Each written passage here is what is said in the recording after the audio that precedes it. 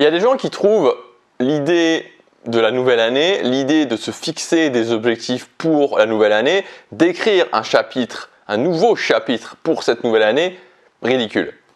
Et c'est vrai que finalement on pourrait se demander pourquoi on ferait ça particulièrement en janvier, c'est-à-dire entre le 5 janvier et le 5 février, finalement où est la réelle différence? Il n'y en a pas vraiment. Cependant, ce qu'il faut comprendre, c'est que nous, les êtres humains, on est des animaux de rythme et on prête une très grande attention à cette notion de rythme. Et pour chaque rythme, il y a un début et il y a une fin. C'est exactement comme la journée. Il y a un début de journée, il y a une fin de journée. Au départ, on se lève, à la fin, on va dormir. Et si je prends une journée, qu'est-ce qui fait la différence concrètement entre 7 h du matin ou 9 h du matin? Pas grand-chose. Mais si je vois les choses un petit peu différemment, si à 7 h je me lève, que je fais ma routine matinale, que je prends un bon petit déjeuner et que je travaille sur les choses qui sont importantes pour moi, sur les deux choses qui sont les plus importantes pour moi. À 9 h du matin, j'aurai vraiment bien démarré ma journée. Et la suite de la journée, continuer sur cette lancée, ça va être beaucoup plus facile.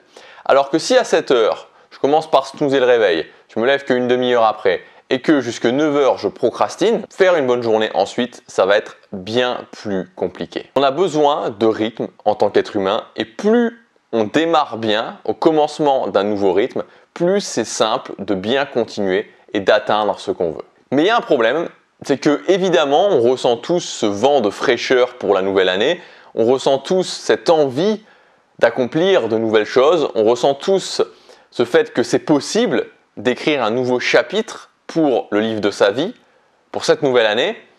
Sauf que le problème, c'est que bien souvent, ce nouveau chapitre, ça ne reste qu'une illusion. Alors vous savez peut-être, il y a cette étude, l'étude je pense la plus sérieuse qui a été faite sur les bonnes résolutions, les objectifs de début d'année par le professeur Wiseman de l'université du Hertfordshire, parce que c'est une étude qui a été faite sur plus de 3000 personnes et qui indique que 3 semaines après le début de l'année, donc le 21 janvier, il y a déjà 88% des gens qui ont abandonné leurs bonnes résolutions. Donc il faut imaginer, à 5% du chemin, parce que si on prend le 21 janvier par rapport à 365 jours qu'il y a dans l'année, 5% du chemin, il y a déjà 88% des gens qui ont abandonné. Je fais un chemin, j'ai un chemin de 100 km à faire, à 5 km, il y a déjà 88 personnes sur 100 qui ont laissé tomber, qui ont abandonné. Et alors bien sûr, si vous regardez cette chaîne, si vous avez cliqué sur cette vidéo, j'imagine que vous faites partie des gens qui sont conscients de ça, peut-être par leur expérience, parce qu'on a tous vécu des moments où on se disait ok on va y arriver, ok on va le faire, et puis finalement ça faisait vraiment pchit, c'est-à-dire qu'on n'arrivait pas du tout à ce qu'on voulait. Et alors vous êtes conscient qu'il faut faire différemment. Vous êtes conscient qu'il y a des nouvelles choses à faire. Vous êtes conscient qu'il faut être concentré pour réussir. Mais je pense que trop souvent, on met son attention sur quelque chose qui ne va pas forcément donner tous les résultats qu'on attend. C'est mettre son attention sur le mois de janvier. C'est se dire, ok, il faut que je sois à fond à partir de janvier. Le mois de janvier, le mois de janvier, le mois de janvier, le mois de janvier. Et bien sûr, c'est important. Mais ce n'est pas forcément là que tout va se jouer. Pour moi, là où tout va se jouer, c'est avant. Parce que la réalité, c'est que qu'est-ce que font l'immense majorité des gens en termes de bonnes résolutions ou en termes d'objectifs? C'est qu'ils vont se dire, ils vont réfléchir, bon c'est déjà très bien parce qu'il y a certaines personnes qui ne le font même pas, ils vont réfléchir et vont se dire ok, qu'est-ce que je voudrais dans ma vie ou qu'est-ce que je voudrais avoir atteint à la fin de l'année prochaine. Ils vont réfléchir et puis ils vont avoir des idées, ils vont noter ces idées. Pour vraiment les plus avancés, ils vont même éventuellement mettre des habitudes par rapport à ces objectifs, puis on va attendre le 1er janvier. Et c'est un petit peu comme si je préparais une course automobile, que je me disais ok voilà j'ai ma voiture je vais faire cette amélioration là, je vais faire cette amélioration là, je vais changer ça, je vais changer ça, je vais changer ça, et puis je change tout ça, et puis j'attends le début de la course en voyant ce qui va se passer. Évidemment ça ne va pas fonctionner parce que s'il y a un problème qui se passe sur la voiture, je ne pourrai pas le savoir. Donc dans cette vidéo je voudrais vous permettre de faire comme la minorité des gens qui réussissent, qui vont au-delà du 21 janvier et qui atteignent ce qu'ils veulent, et vous donner des conseils directement applicables dès la fin de cette vidéo qui vont vous permettre de réussir à faire en sorte que 2020 soit une très bonne année. Alors juste avant, je voudrais, pour ceux qui ne me connaissent pas, me présenter. Je m'appelle Gabriel et ces 5 dernières années, j'ai réussi à accomplir des choses que, objectivement, je ne pensais pas possible. Très honnêtement, c'est-à-dire qu'avant ces 5 ans, il y a 5 ans en arrière, J'étais dans une période difficile de ma vie, j'en étais vraiment, enfin voilà, ma vie, il y avait énormément de choses qui me convenaient pas, il n'y avait pas grand chose qui me convenait objectivement.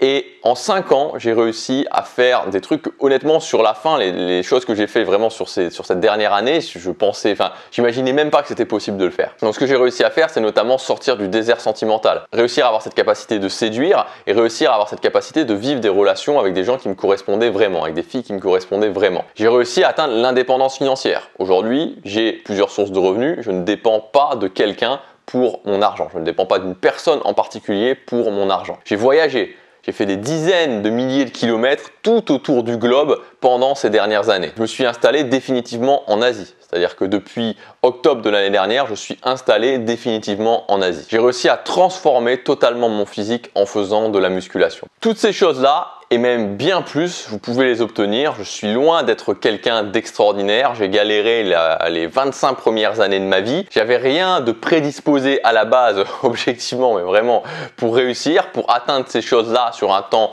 vraiment très réduit. Ce qui a fait la différence, c'est que j'ai mis en place des concepts. J'ai mis en place de nouveaux concepts dans ma vie qui ont donné des résultats. Alors aujourd'hui, je voudrais faire un point spécifique justement sur plusieurs choses applicables dès la fin de la vidéo, plusieurs clés applicables dès la fin de la vidéo qui vont vous permettre de réussir en 2020. Premièrement, de comprendre que tous les objectifs ne sont pas les mêmes. Ça, c'est quelque chose qui m'a pendant longtemps interrogé. Je voyais par exemple des coachs américains qui avaient des listes de 50 objectifs sur l'année.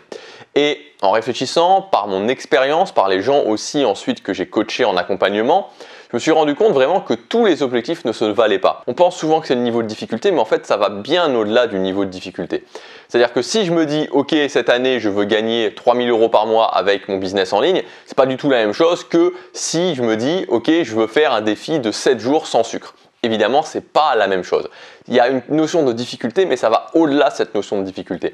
Donc si on ne sait pas ça, si on ne sait pas qu'il y a différents types d'objectifs, que je ne vais pas agir de la même façon en fonction des différents types d'objectifs, que je ne dois pas faire les mêmes plans d'action en fonction de ces différents types d'objectifs, c'est l'échec assuré. Deuxième point, c'est évidemment de faire un bilan. Vous ne pouvez pas aller d'année en année finalement en espérant simplement que l'année prochaine ça sera mieux parce que c'est juste l'année prochaine.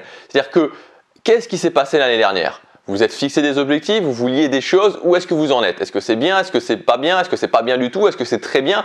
Il y a forcément un bilan à faire, il y a forcément des choses à améliorer. Même si vous vous êtes fixé des objectifs et qu'après 2 semaines, vous faisiez partie des 88%, donc après 2 ou 3 semaines, vous avez totalement laissé tomber, il y a forcément des choses à apprendre. Il faut apprendre chaque année parce que ce qui va vous faire progresser et progresser de plus en plus vite, c'est la capacité à avoir l'information. Qu'est-ce que j'ai fait l'année dernière? Qu'est-ce qui a été? Qu'est-ce qui n'a pas été? Et m'en servir pour l'année d'après. Troisième point, c'est partir d'une liste d'objectifs, ce que j'appelle une liste d'objectifs rêve, et ensuite l'affiner. C'est-à-dire que je vais commencer par fixer ma liste d'objectifs en rêvant grand, en m'autorisant de grandes choses. Et ensuite, petit à petit, je vais l'affiner en mettant de la réalité sur cette liste d'objectifs. Donc, je commence par vraiment rêver grand, et ensuite, petit à petit, je l'affine. Je l'affine notamment avec la 4e clé, qui est l'intégration dans le quotidien. Pourquoi énormément de gens échouent? Parce qu'à un moment donné, il y a d'un côté leurs objectifs et d'un autre côté leur planning, ce qu'ils font au quotidien. Et entre les deux, il y a un fossé. C'est-à-dire que oui, j'ai des objectifs. C'est-à-dire, c'est quoi tes objectifs dans la vie? Bah, moi, je voudrais faire ça, moi, je voudrais faire ça, moi, je voudrais faire ça. Ok. Et qu'est-ce que tu fais au quotidien? Bah, rien. Donc il y a une déconnexion entre mes objectifs et mon quotidien. Et vous le savez, notamment si vous me suivez régulièrement, c'est que tout ce que je peux matérialiser dans ma vie se passe aujourd'hui, se passe dans mon quotidien. Donc l'idée, ça va être de faire cette phase d'intégration où je passe d'une liste d'objectifs qui n'est jamais que de l'encre sur un morceau de papier ou des notes, des pixels sur un écran, à quelque chose qui va être intégré dans mon planning. Et d'un coup, je mets beaucoup de réalité là-dessus parce que c'est pas juste une note, c'est pas juste un fichier, c'est quelque chose qui est intégré dans mon quotidien. 5e point, très important aussi, c'est le fait de tester avant. Je vous parlais de l'analogie avec le pilote qui va mettre des nouvelles choses sur sa voiture, des nouveaux pneus, un nouvel aileron, qui va faire en sorte que sa voiture soit mieux pour la prochaine course. Qu'est-ce qu'il va faire le pilote? Il ne va pas attendre la prochaine course, il va faire des essais avant pour être sûr que ça fonctionne.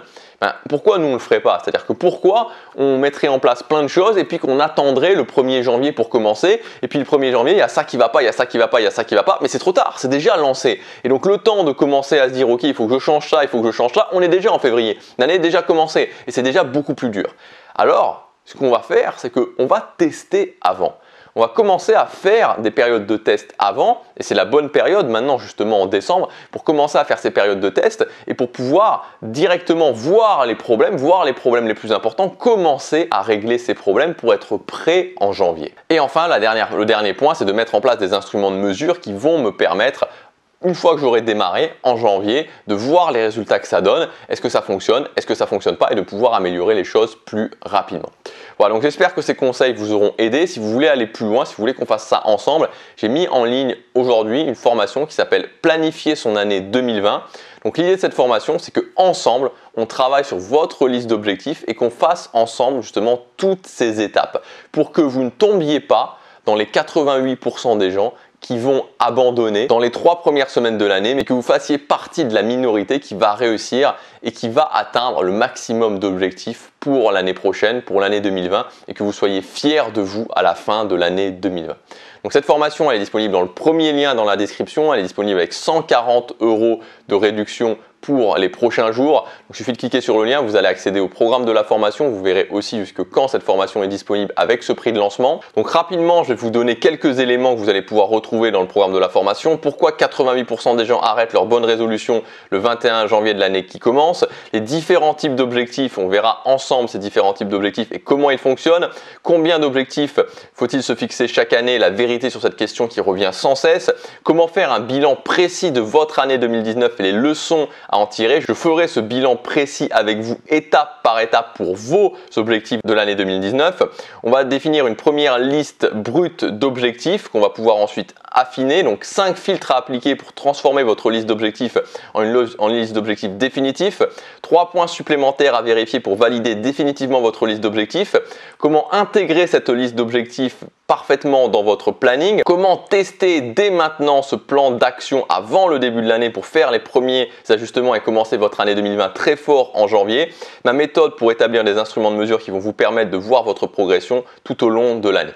Voilà, donc si cette formation vous intéresse, si vous voulez justement mettre toutes les chances de votre côté et faire en sorte que 2020 soit votre meilleure année, ça commence pas le 1er janvier, c'est pas simplement noter une liste d'objectifs, attendre le 1er janvier et s'apercevoir ensuite qu'il y a de gros problèmes. Ça commence par planifier son année. On peut le faire ensemble avec cette formation. C'est le premier lien dans la description. Passez à l'action, chaque jour compte.